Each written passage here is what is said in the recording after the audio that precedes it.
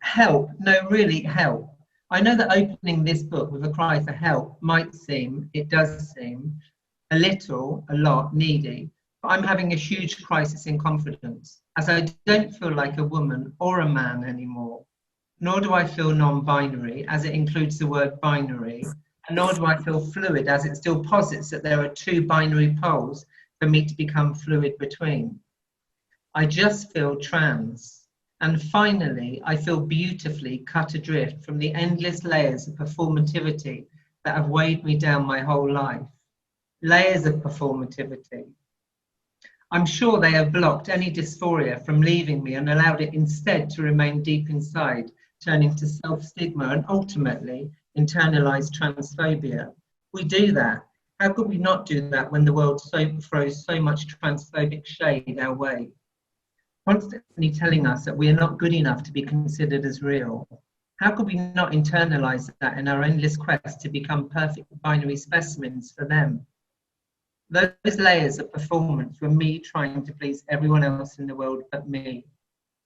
I've disconnected from those layers now because my label is simply trans, and I have no fucking idea how to perform trans, or even if I need to. I never imagined I'd be a writer, and I never really set out to write anything, and it just happened. And I got to the end of the first book, which was called Queer Sex, and realized that as a trans person, I was still trying to be everybody else's kind of idea of what a trans person should be, or everyone's fantasy. And actually today I was reading Argonauts by Maggie Nelson, and I came across this brilliant line, which was, she was talking about her partner, and her partner had said about something they were doing, I was interested in the reality of his fantasy. And I kind of felt like that. That's why I wrote this book, because when I had surgery, my surgeon said to me on the way down to surgery, don't worry, I'm going to make you look as real as possible. And I thought, fuck, stop the thing. You know, if I'm just going to look real, it means I'm not going to be real. So I suppose this book is all about me trying to find my kind of core and my kind of authenticity. So this is the very opening of the book. She runs across the moor as hard and as fast as she can. The sliver of an old moon hangs above her, and somewhere far behind, the village lights shine in an anemic yellow. But she keeps her eyes fixed forward. She sees nothing but the road ahead and hears only the wheeze of her dry breath and the cawing of the gulls as they swoop and dive. There are no sounds of pursuit, no shouting, no howling of dogs. She is safe, she thinks. She can calm down, stop running and walk. It's over. But still she runs.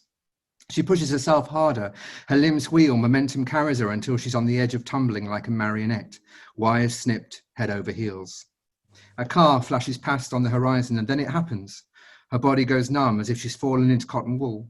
Her arms and legs circle in front of her, but they look alien. They're moving independently. She has no control.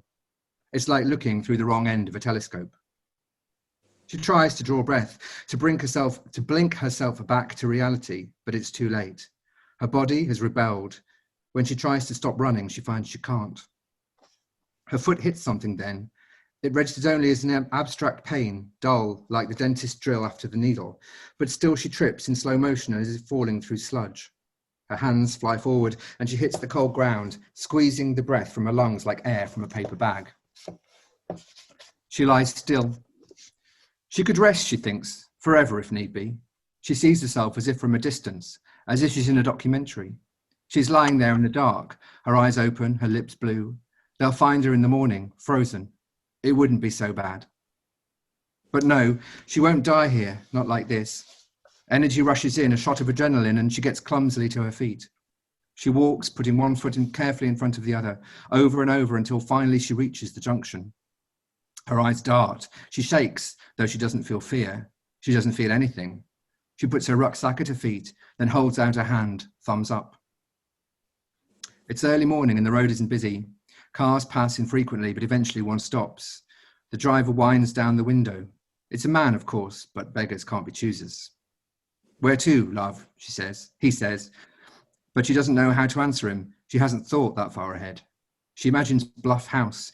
It's as if it's right in front of her, silhouetted against the pale sky, huge and looming with a solitary light shining in an upstairs room. She can never go back. Love? She shakes her head. She knows where she wants to end up, but not how to get there, and she has to choose somewhere before he drives off. Anywhere, she says, before opening the door and climbing in. Anywhere, just away.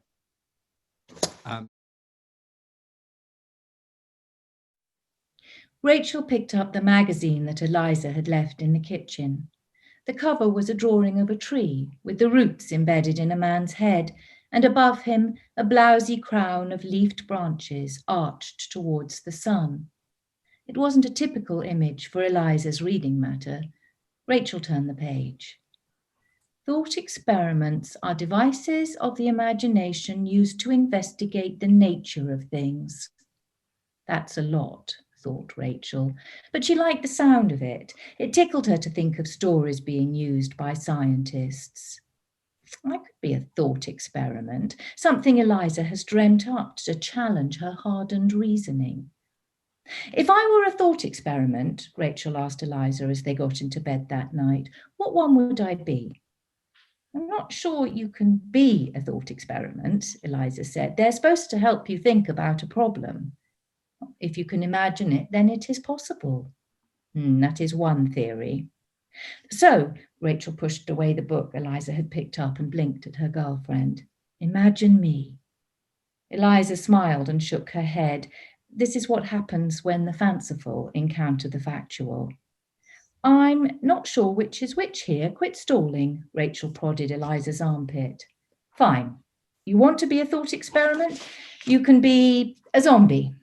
No, I've got it. You could be Hume's missing shade of blue, the colour he has never seen but can still visualise. Happy? Hume's missing shade of blue, thought Rachel as she laid her head on the pillow. Yes, I can be that. Tell me some more.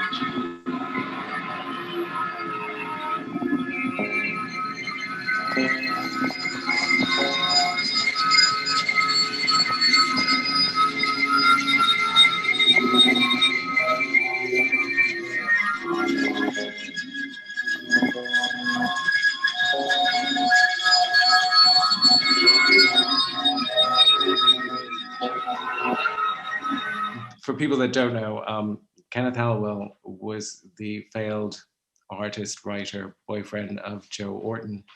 And Joe was a very modern man. I mean, Joe liked boys, and he was attractive, and he was at the top of his game. And Kenneth did kind of teach him everything, but Joe was much more proficient in the skills that he taught him. And Kenneth kind of resented that. And Kenneth was older and not as attractive and had a toupee. And so one day, after Kenneth had read Joe's diary, in which he talks openly about all of the boys that he had sex with, Kenneth had had enough, so he bludgeoned him to death with a hammer. And then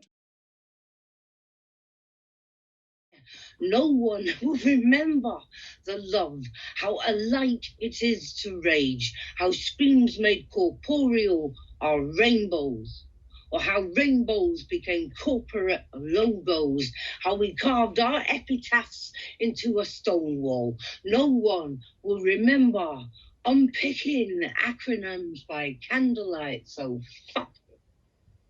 I'll be in the back bar of heaven. Gasp! Will be getting around in, releasing that laugh, wild birds escaping her mouth. None of this will matter. I'll be riding the ghost roads with Avi, bareback, knee clench on her Harley. I'll be stretching the skins with Sam Sylvan. How did we ever get so old, friends, so silver backed? I'll be scuffing the city with Dudzilly. Men will stare like open shaft mines. I'll be walking the white lines with Tony